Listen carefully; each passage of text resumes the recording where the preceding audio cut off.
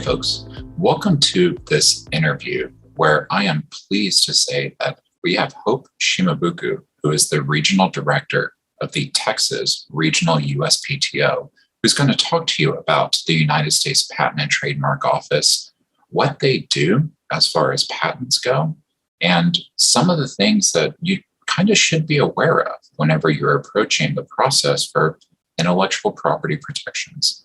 I hope if you could, why don't you go ahead and introduce yourself to our audience? Thanks, Del, and thank you so much for inviting me to be a part of this particular program. I'm thrilled to be here. As Del mentioned, my name is Hope Shimabuku. I am the Regional Director for the Texas Regional USPTO, and we are located out of Dallas, Texas. My office actually covers a regional portion that includes New Mexico. So we cover Texas, the surrounding states, Tennessee, Mississippi, and Alabama. By way of background, I am a native Texan, born and raised here. I went to school and received an engineering degree, a mechanical engineering degree from the University of Texas, and I worked for 6 years. After that, I went to law school at SMU Denman School of Law, and after that, I practiced at a law firm and several companies prior to coming to the USPTO. I've been at the USPTO for a little bit over 6 years, but during my practice time period, one of the things that I like to say is that there has not been an IP rodeo that I have not been a part of. And so I've practiced a wide range of different areas, instead, including in the patent arena, which is what we're going to be talking about today.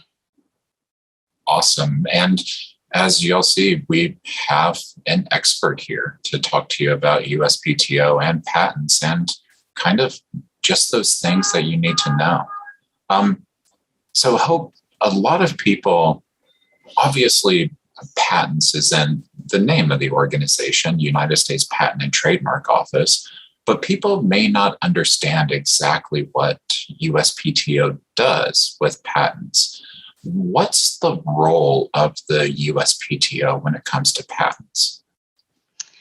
And so you're absolutely right, Del. Well, first of all, patents is one of the things that are in the name of the U.S. Patent and Trademark Office, and a big part of the organization works on patents. But in general, the USPTO sees a symbiotic relationship between intellectual property and the economy. And that's really what drives the work that we're doing across the board. What we do know is that intellectual property accounts for almost 41% of the national GDP, and it accounts for 63 million jobs. And so understanding that symbiotic relationship makes our folks realize the importance of the job that we are doing and the impact that we are making for American businesses across the board. So the authority of the USPTO and the authority of reviewing patents and granting patents actually stems from the Constitution. It stems from Article 1, Section 8, Clause 8, that says that it allows for us to promote the progress of science and useful arts by securing for a limited time to authors and inventors the exclusive right to their respective writings and discoveries. No other organization within the United States actually has the authority to grant patents for inventions within the United States. And so when we're talking about intellectual property, there are actually 4 different buckets of intellectual property. And patents and trademarks are the 2 buckets that my office oversees. And so patents is one of the forms of intellectual property that our office reviews.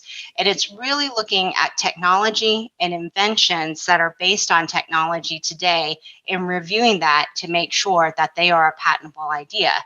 And we discharge those responsibilities and the patent-related duties in a number of different ways. We're not only reviewing patents and granting patents, but we're disseminating the patent information.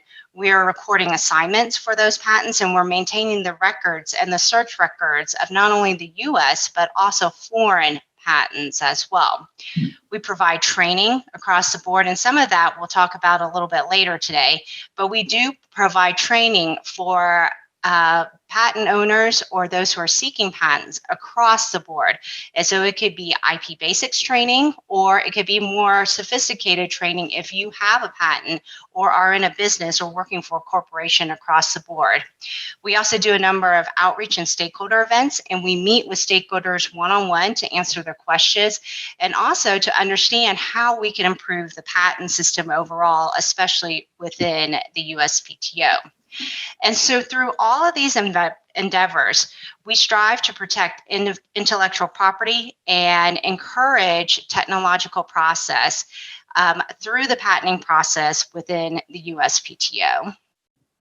That is a lot of different stuff related to patents that people may not understand with USPTO. They may just think that, USPTO is this organizing body, but it sounds like there's a lot of other stuff that y'all do.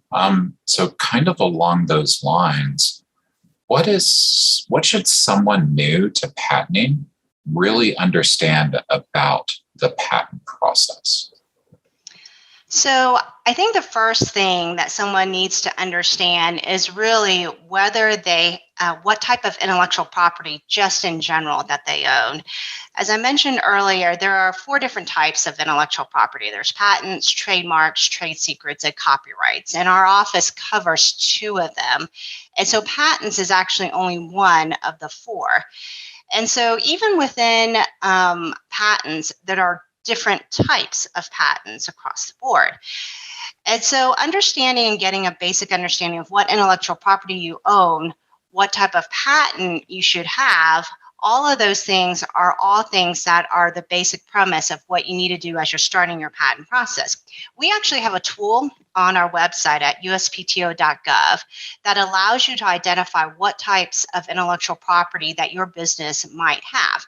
And so it's a great thing for you to kind of go on. It's easy. You fill out and answer a couple of questions, and it helps you identify whether you actually have something that is invented that could be patentable.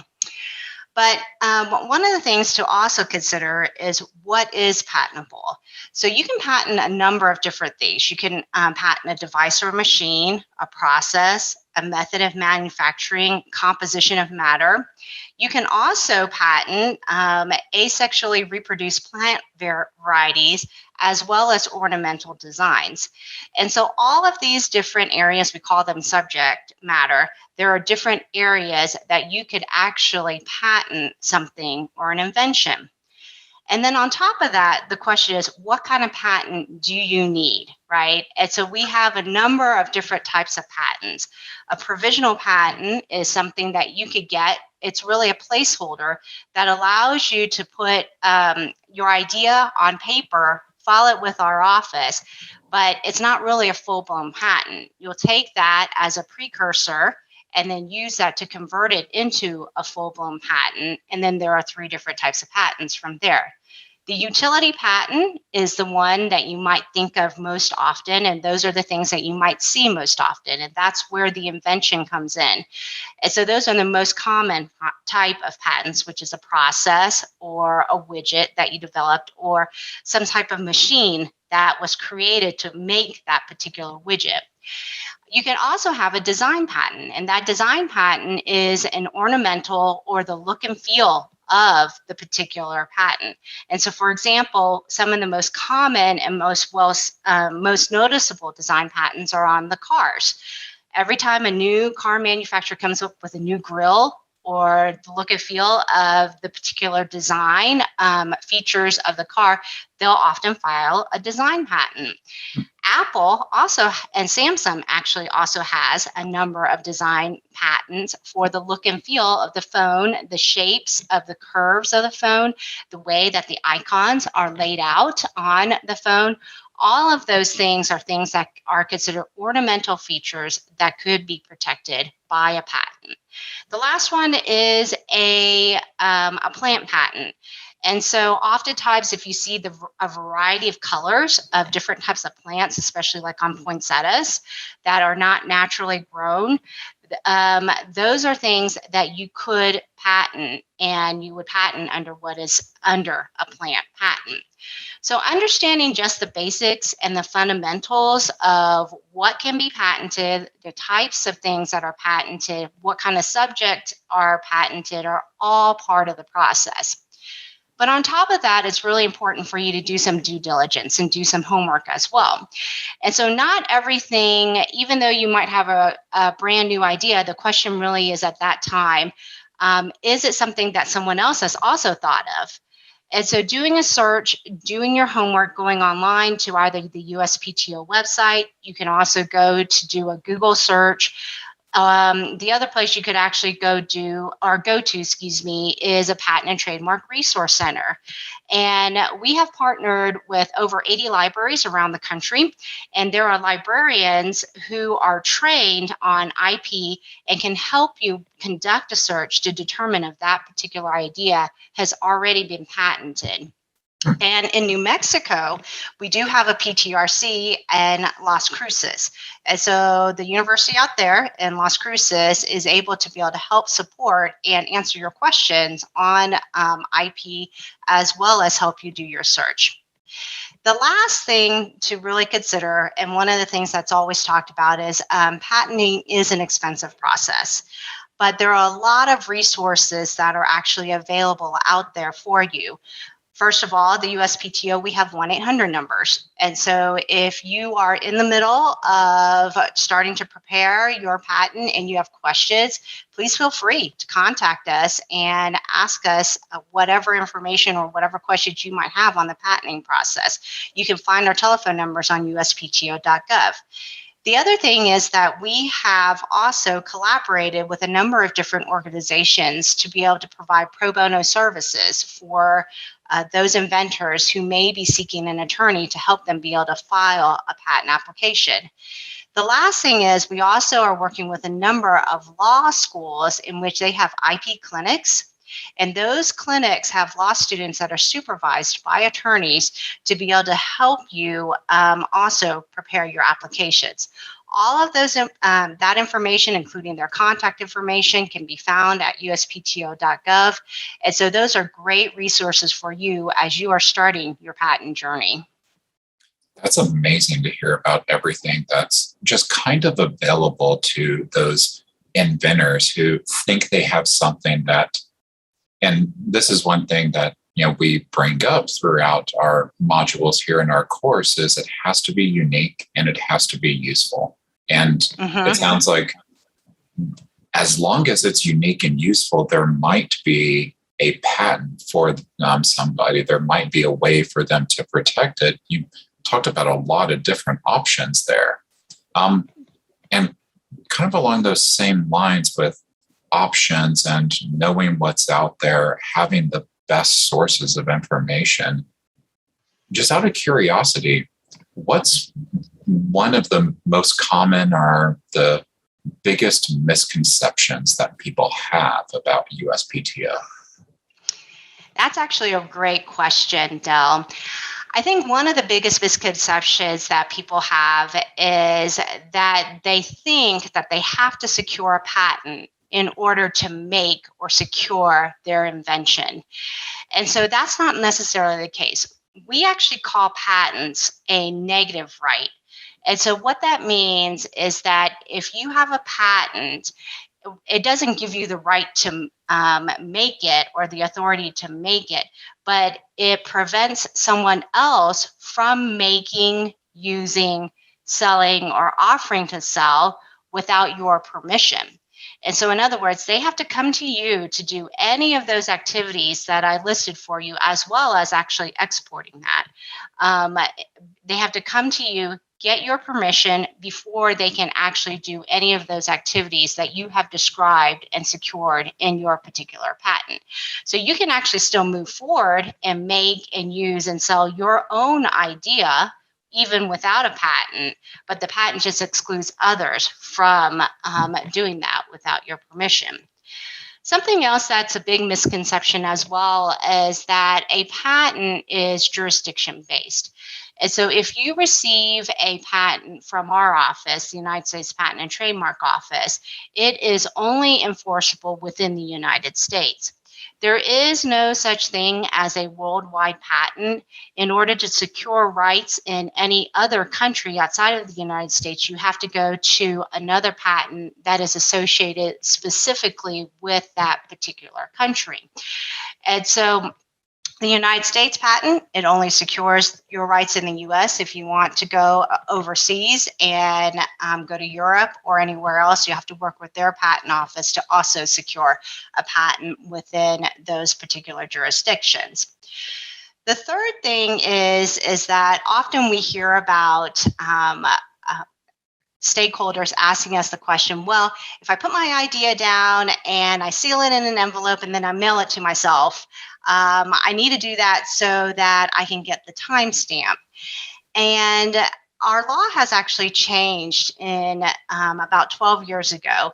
It used to be the first person who who thought of the idea was the one who actually received the patent.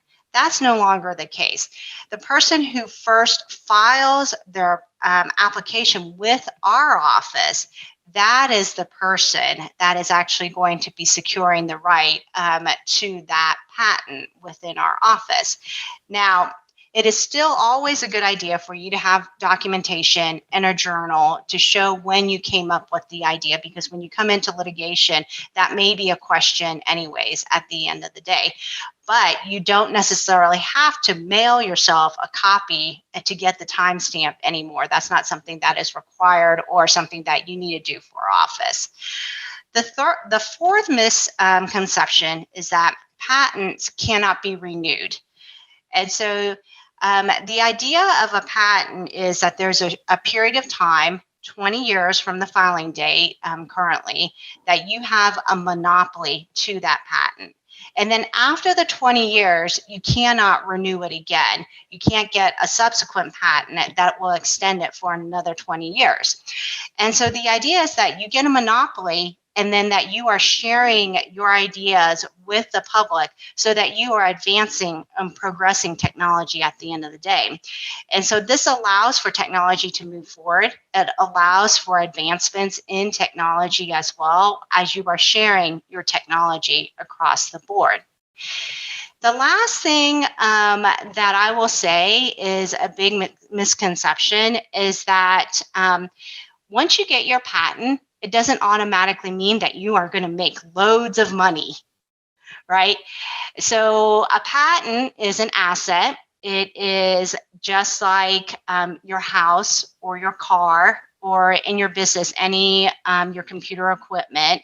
It is just something that you own and it is a piece of property.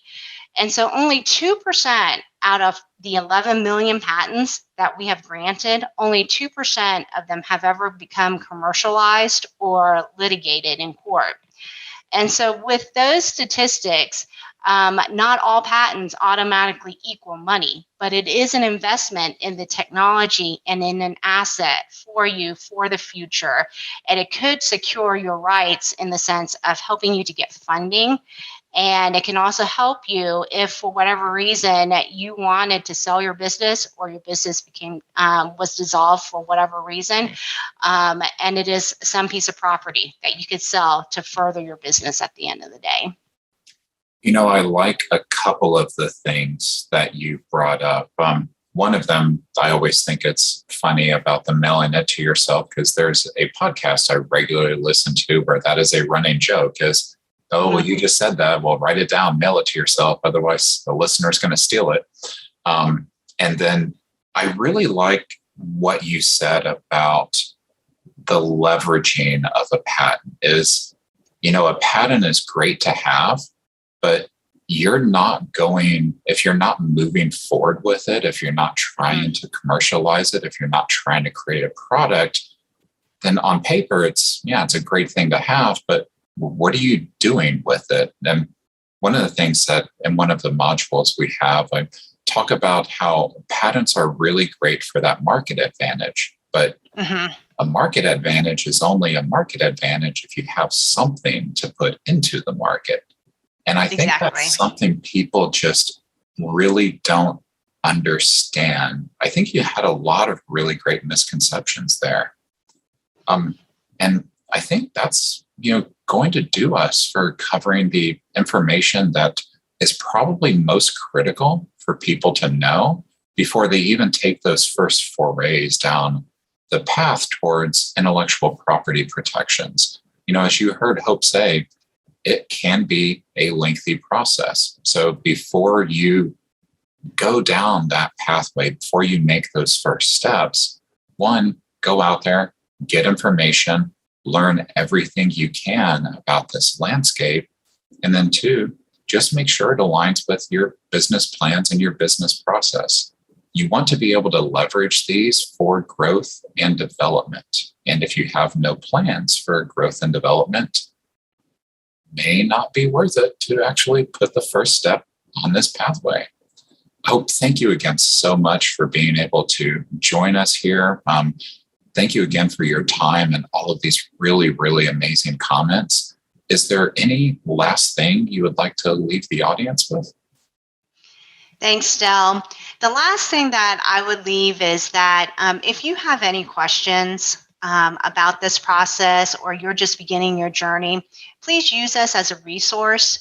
As I mentioned earlier, on our website at www.uspto.gov, we have an amazing amount of resources that can help you walk through the process and find out more information about the patent journey or your intellectual property journey. In addition to that, we do regularly hold trainings across the board, and this training is free. And so they are in short chunks. And so, and we repeat the training over and over again. For those of you who are new, we do have a Path to a Patent training, and that is a 1-hour training, and it covers a variety of different classes. It's a series of classes. And so while you are after the end of the class, we do have the opportunity for you to ask questions and engage with USPTO personnel. The last thing is that if you want to meet with us, please do so. Please reach out to myself or any of the members within the USPTO who may be local in your area. Our contact information for all of our offices are online. And so please reach out to us. We're happy to connect with you and have a one-on-one conversation with you and help you along your journey. So thanks, Del, for having me. Thank you, Hope. And I think that is a perfect way to end our interview here with that great chunk of information, and just that, hey, there are tools out there, there are resources out there, there's assistance, there's guidance, there's help where you need it. So I'll make sure that in the module here, a lot of those resources that Hope just talked about are actually linked to, some description of them, so you can figure out, is this going to be the right resource for me? Otherwise, we hope that this information is useful as you're trying to figure out, what is my first step? Where do I need to go?